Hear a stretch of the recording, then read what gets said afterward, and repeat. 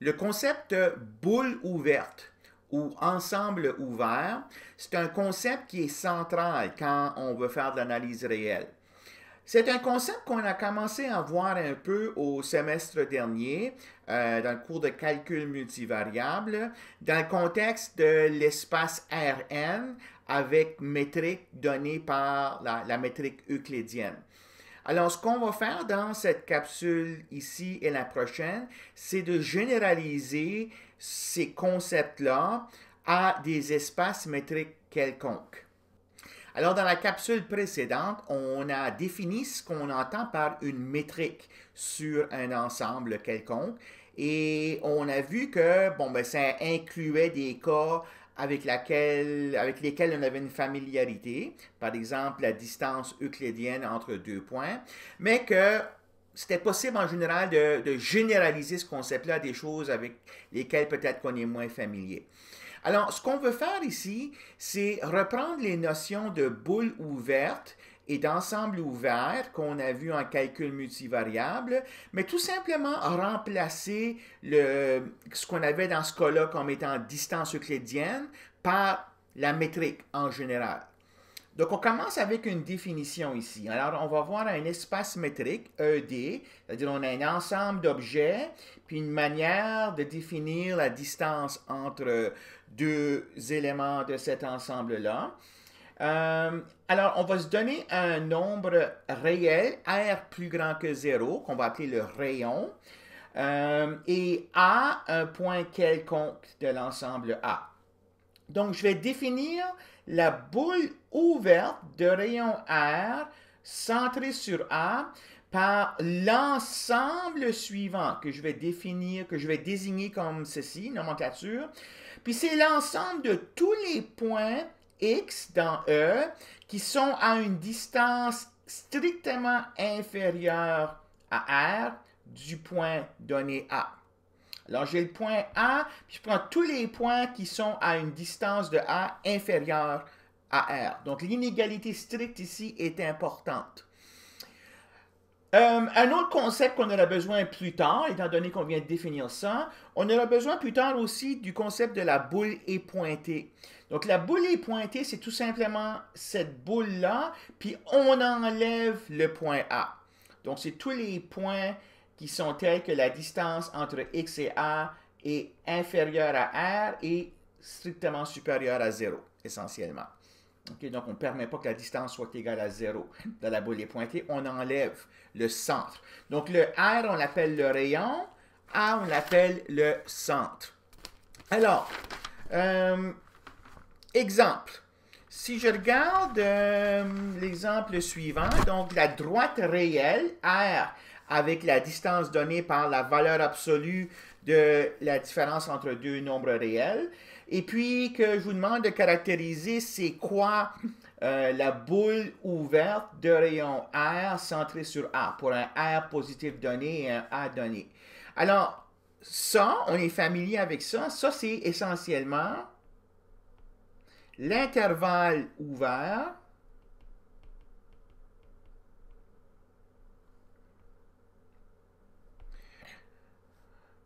tous les X qui sont entre A plus R et A moins R. Hein? Donc, si j'avais à tracer ça sur la droite réelle ici, alors voici la droite réelle. Alors, ce sont essentiellement tous les... Ici, j'ai A... Oups, je vais enlever ça.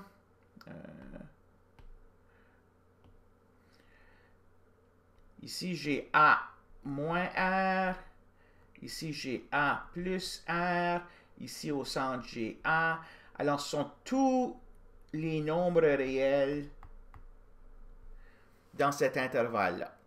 Donc, dans l'espace métrique R avec distance euclidienne, ça, c'est la boule ouverte de rayon R centrée sur A. OK? Dans R2, avec la métrique euclidienne, donc comme on a vu en calcul multivariable, la distance euclidienne.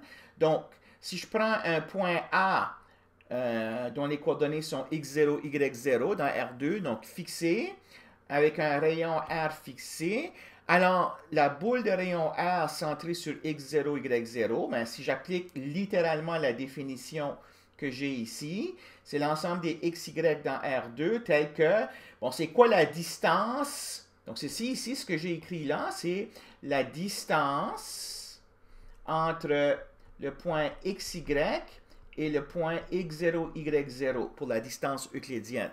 Donc, cette distance-là doit être plus petit que R.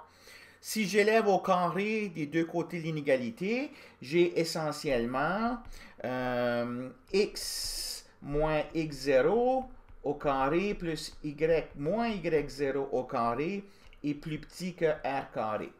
Alors, xy appartient à cette boule ici si satisfait cette inégalité-là. Puis ça, on sait que les points qui satisfont cette inégalité-là sont sur un disque, dans un disque de rayon R centré sur le point x0, y0. Donc, voici l'axe des x, l'axe des y. Voici ici le point A égale x0, y0. Donc, la boule de rayon R centré sur A, c'est un disque, ok, de rayon R. Donc, c'est tout ce qui est à l'intérieur. Puis, si je mets un pointillé, de la même manière que j'avais mis des points ouverts ici pour indiquer que ces points-là ne font pas partie de l'ensemble. Ici, les points sur le pointillé, donc qui sont tels que la distance est exactement égale à R, ne font pas partie de l'ensemble aussi.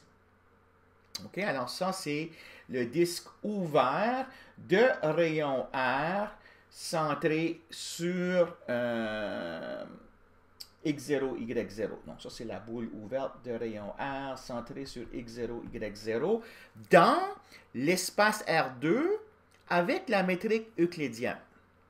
Alors, ce que je veux vous faire voir maintenant, c'est qu'une boule ouverte, ça dépend en général, quand je l'ai dans la définition ici, ce qui est une boule ouverte, ça dépend de notre choix de D. Okay? Donc, il faut que D soit connu pour que nous puissions caractériser de manière précise c'est quoi une boule ouverte. Donc, dans le prochain exemple, je vais prendre R2, sauf que maintenant, je vais changer la métrique.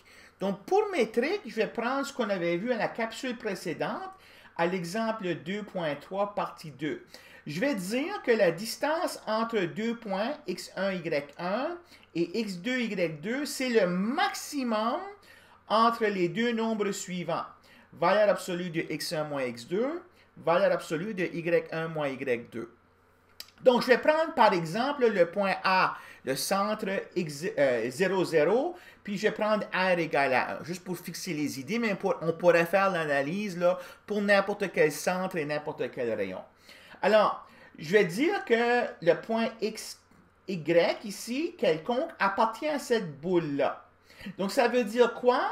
Ça veut dire que la distance entre le point XY et le point 0, 0 est plus petit que 1. Bon, c'est quoi cette distance-là? Ben, c'est ce que j'ai ici. Ça veut dire que le maximum entre x moins 0 et y moins 0 est plus petit que 1.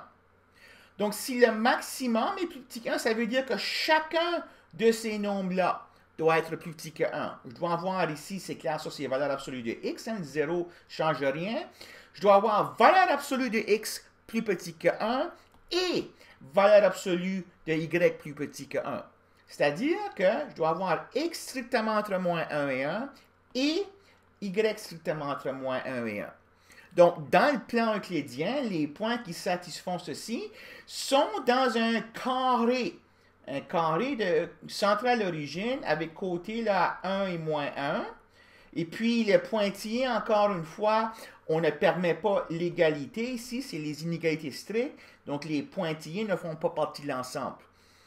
OK? Donc, très important, dans l'exemple 2 et dans l'exemple 3, on a le même espace de points, R2, mais on change la manière qu'on définit la distance entre deux points. Ici, c'est la distance normale, euclidienne, avec laquelle on est familier. Puis si c'est autre recette pour calculer la distance entre deux points. Et avec cette recette-là, ce qui devient la boule ouverte, c'est ce carré ici. Un dernier exemple avant de passer à autre chose. Puis ça, c'est relié à quelque chose qu'on a vu à l'exemple 2.3, la capsule 8, donc une partie 4 de l'exemple 2.3.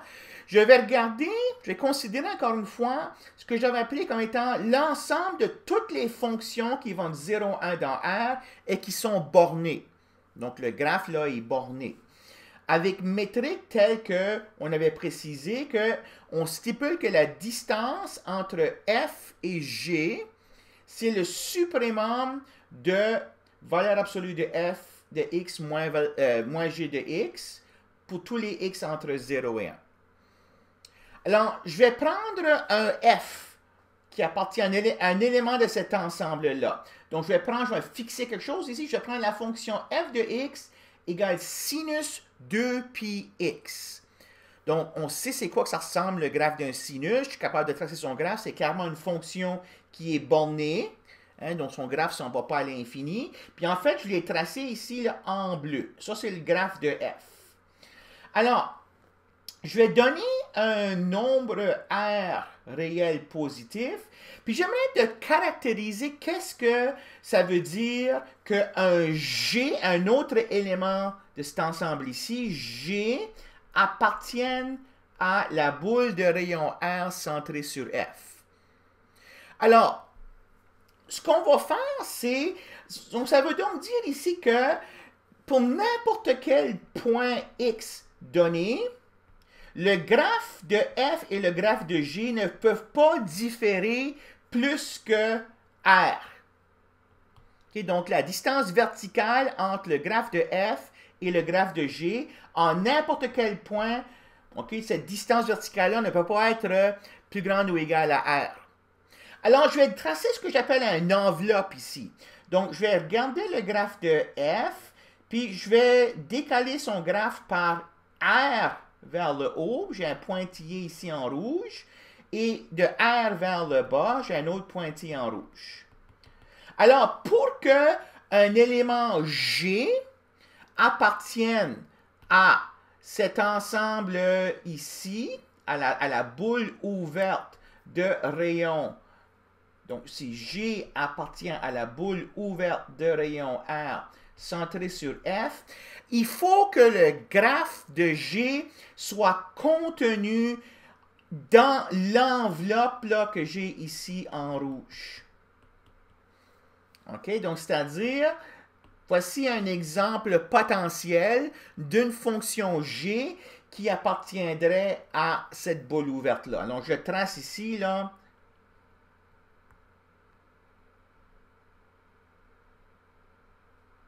Ça, c'est un exemple d'une fonction G qui appartient à cette boule ici. Donc, à n'importe quel point x donné, si je compare la valeur de y sur le graphe en vert et sur le graphe en bleu, je vais avoir un nombre qui est inférieur à R.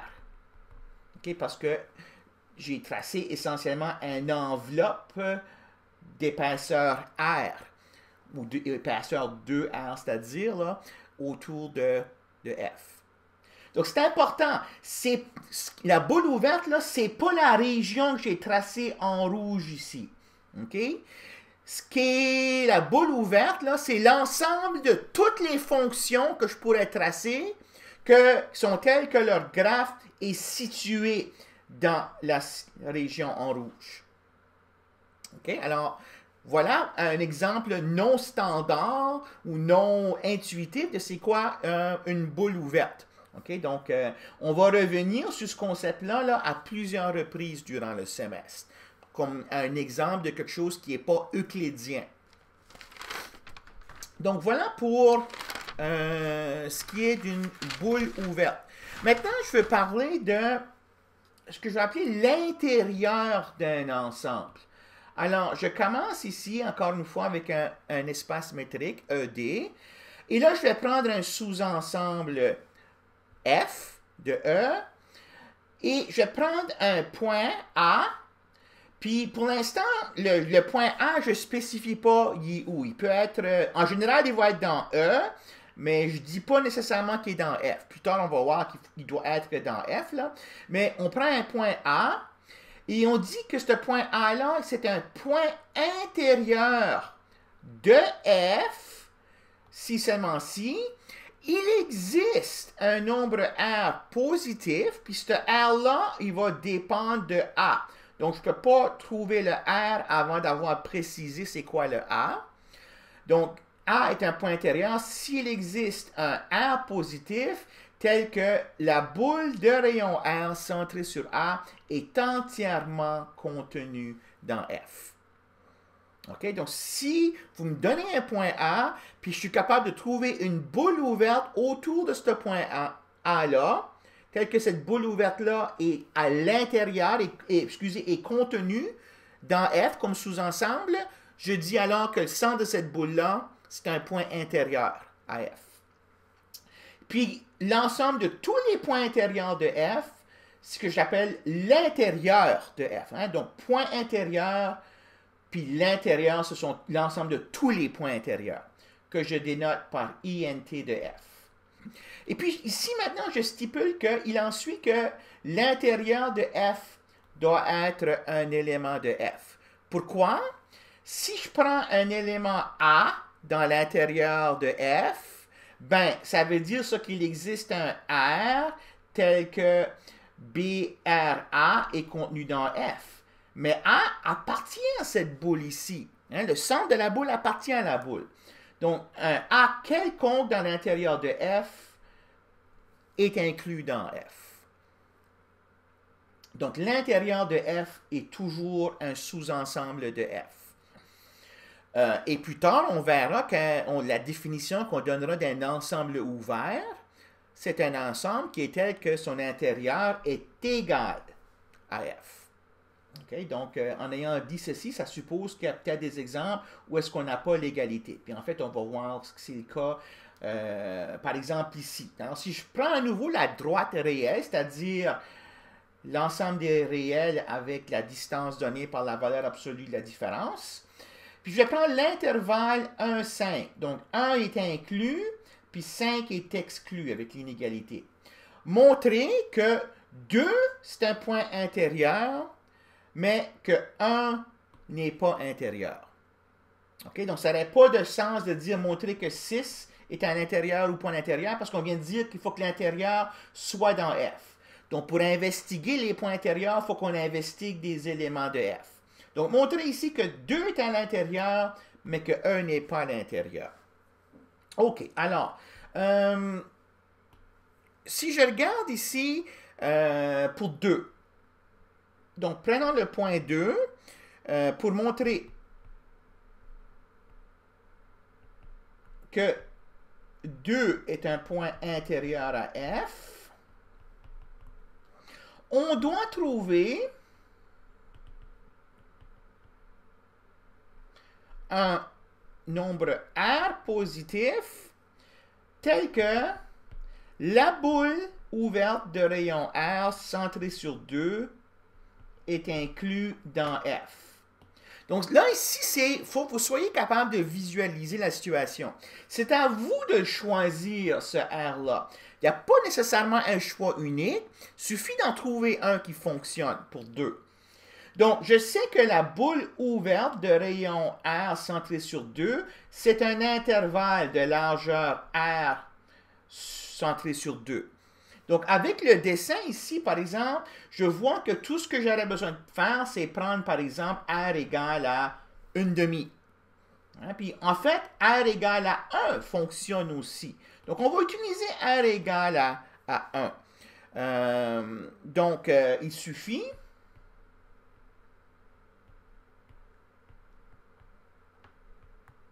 de prendre R égale à 1.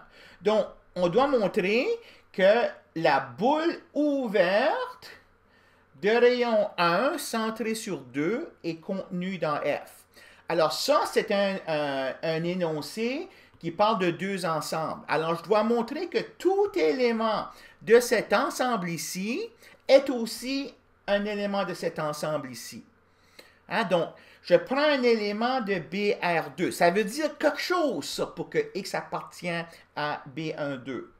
Donc, si X appartient à B12, alors, par définition, ça veut dire que la distance entre X et 2 est plus petit que 1, qui est la même chose que dire que moins 1 est plus petit que X moins 2 plus petit que 1, qui est la même chose que dire je vais ajouter 2 de chaque côté de l'inégalité. Je vais avoir 1 plus petit que X plus petit que 3.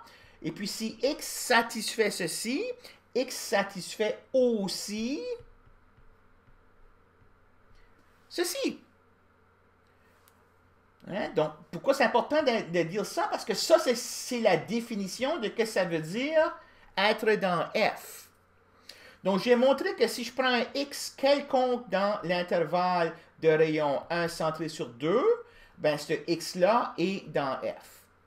Donc, j'en conclus que X appartient à F, d'où je peux en conclure que la boule de rayon 1 centrée sur 2 est contenue dans F, ce qui veut dire que 2 appartient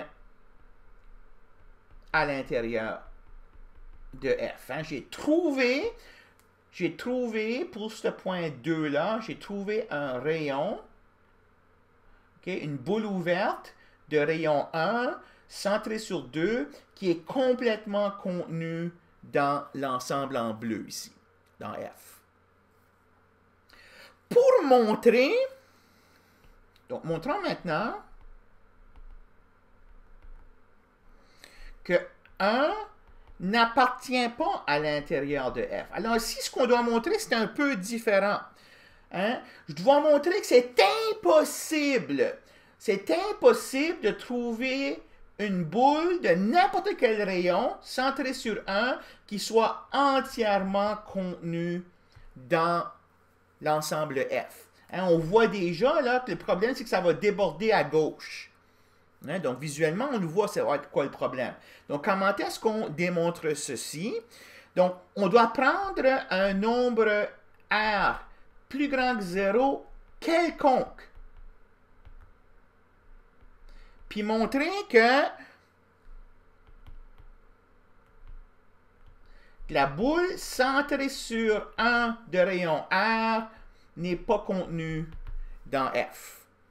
Ben, j'ai besoin de voir que le point 1 moins R sur 2, ça c'est un point de cette boule-là. Hein? Donc je reviens ici, là. Donc, voici la boule de rayon R. Je vais prendre le point ici, 1 moins R sur 2. Il est dans la boule de rayon R centré sur 1. Par contre, il n'est pas dans l'ensemble F, en bleu ici. OK, mais donc l'argument, c'est que 1 moins R sur 2 est plus petit que 1 parce que R est positif, ce qui veut donc dire que 1 moins R sur 2 ne peut pas appartenir à F.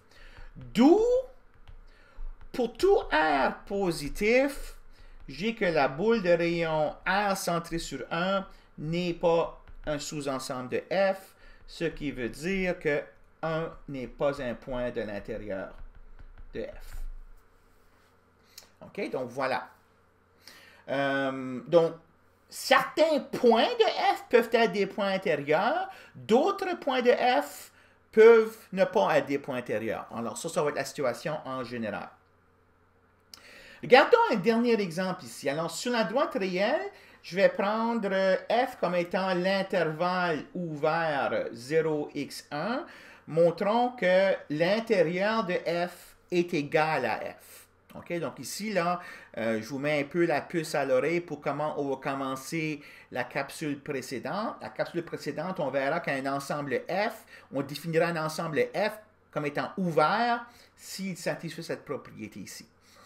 Donc, encore une fois, c'est un énoncé d'égalité entre deux ensembles. Donc, je dois montrer que chaque élément de cet ensemble ici est un élément de celui-ci et que chaque élément de cet ensemble ici est un élément de celui-ci. Or, on sait déjà que l'intérieur de F est inclus dans F. On avait vu ça, la définition 2.10 tout à l'heure. Hein? Donc, ça c'est vrai en général pour n'importe quel ensemble F. Donc, il reste à montrer que F est contenu dans l'intérieur de F. Que tous les points de cet ensemble ici sont des points intérieurs. Donc, il faut que l'argument que je pose soit général. Alors, je prends un point quelconque dans l'ensemble F, et puis je veux choisir le R en conséquence. Donc, je fais un petit dessin ici encore une fois. Donc, voici la droite réelle. Voici le point 0. Ici, le point 1. Et puis, l'ensemble qui nous intéresse, là, c'est l'intervalle 0, 1, ici. Donc, je prends un X quelconque dans cet intervalle-là, puis je vais choisir mon R de telle sorte que si je place un intervalle de largeur R autour de X, cet intervalle-là va être contenu dans 0, 1. OK? Alors, ici, on voit avec le dessin que ça va dépendre comment proche que je suis d'un bord ou de l'autre. Hein, si je suis proche ici, là, je ne peux pas déborder ni de ce côté-là, ni de l'autre côté. OK? Alors, donc, clairement, la position de X par rapport à 0 et par rapport à 1 est importante. Alors, si on y réfléchit un peu, on va voir que en choisissant R comme étant le minimum des deux points suivants, des deux nombres suivants, excusez, 1 moins X et puis X. Pourquoi? Parce que la distance entre X et 0, c'est X. La distance entre X et 1, c'est 1 moins X. OK? Puis d'habitude, je mettrais des valeurs absolues ici, mais parce que X est entre 0 et 1, les quantités que j'ai mises ici sont positives et puis sont même strictement positives. Alors ça, c'est important. OK? Alors, c'est important d'adresser le fait que il va en suivre que R est plus grand que 0, parce que R, ça va être soit ce nombre ici, ou ce nombre-là. OK? Puis ces deux nombres-là sont strictement positifs, parce que X est strictement entre 0 et 1. Alors, R est plus grand que 0 par définition de F.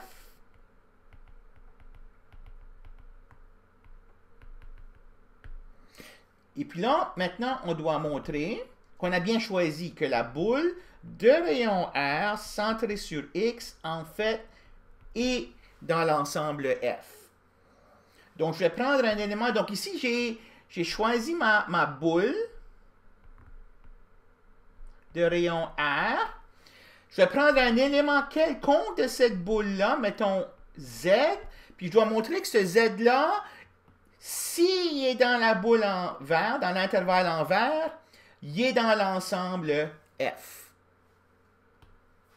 Donc, prenons un élément quelconque de BRF, soit Z, un élément de BRX, excusez, quelconque.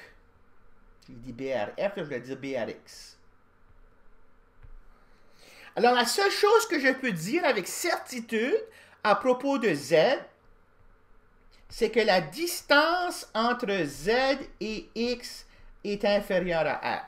C'est ça que ça veut dire appartenir à cette boule-là. La distance entre Z et X est inférieure à R. Ça veut dire, c'est-à-dire, donc je vois avec la valeur absolue un peu, c'est-à-dire que Z moins X doit être plus petit que ceci et aussi plus petit que ça. Étant donné que je ne sais pas lequel j'ai choisi, bien, il faut que je ne sais pas lequel qui est R, ça dépend de X, il faut que à la fois, valeur absolue de Z moins X soit plus petit que 1 moins X et soit plus petit que X. OK? Donc, ça, c'est plus petit que X. Et la distance entre Z moins X est plus petit que 1 moins X. Pourquoi? Parce que R ici, là, c'est le plus petit. de ces deux nombres-là. Donc, dire que c'est plus petit que R, ça doit être plus petit à la fois à ce nombre ici et à ce nombre ici. Donc, ça, c'est par définition de R. Donc, je continue. Je vais développer ces deux inégalités ici en valeur absolue. Okay? Ça veut donc dire, d'un côté, j'ai que z moins x est entre moins x et x. Donc, j'ai développé cette inégalité ici en enlevant les valeurs absolues. Même chose ici. Et x moins 1 plus petit que z moins x, plus petit que 1 moins x. OK? Donc, je vais avoir ces deux choses-là simultanément. Bon, pourquoi ici le x moins 1? Le x moins 1, c'est moins 1 moins x. Donc, z moins x doit être plus grand que moins 1 moins x et plus petit que 1 moins x. Donc, c'est ça que j'ai ici. Donc, regardons ici, j'ai deux inégalités qui vont être utiles. J'ai d'abord celle-ci. Si j'ajoute x de chaque côté de cette inégalité-là, ça me donne que z est plus grand que 0. Et maintenant, si je regarde cette inégalité ici, puis j'ajoute x des deux côtés, j'ai z plus petit que 1. Donc, j'ai z plus grand que 0 et z plus petit que 1. Ça me permet de conclure que z est entre 0 et 1. Donc, en ayant pris un z quelconque dans l'intervalle en vert ici, j'ai montré, en utilisant la définition de qu'est-ce que ça veut dire être dans l'intervalle en vert, c'est-à-dire ça, j'ai montré que ce z-là doit aussi être dans l'ensemble f, que j'ai en rouge ici.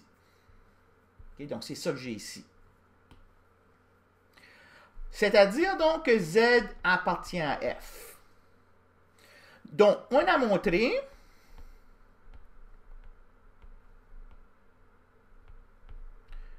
que tout élément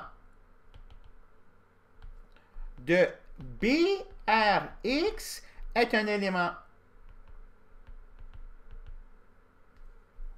de f, d'où il en suit que BRX est sous-ensemble de f, d'où, encore une fois, x, c'est un point intérieur de f.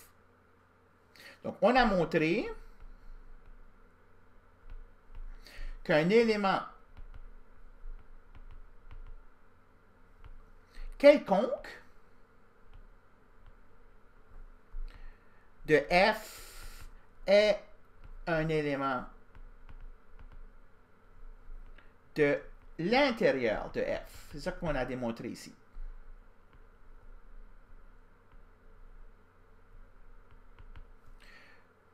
D'où, c'est-à-dire donc que f est sous-ensemble de intérieur de f. On avait déjà vu que l'intérieur de f était sous-ensemble de f. Donc, ces deux inclusions ici, ça me permet de conclure que f est égal à son intérieur. OK? Alors, ça conclut la discussion sur boule ouverte dans un espace métrique et puis l'intérieur d'un ensemble. Alors, on va approfondir ces concepts-là à la prochaine capsule, puis parler d'ensemble ouvert dans un espace métrique.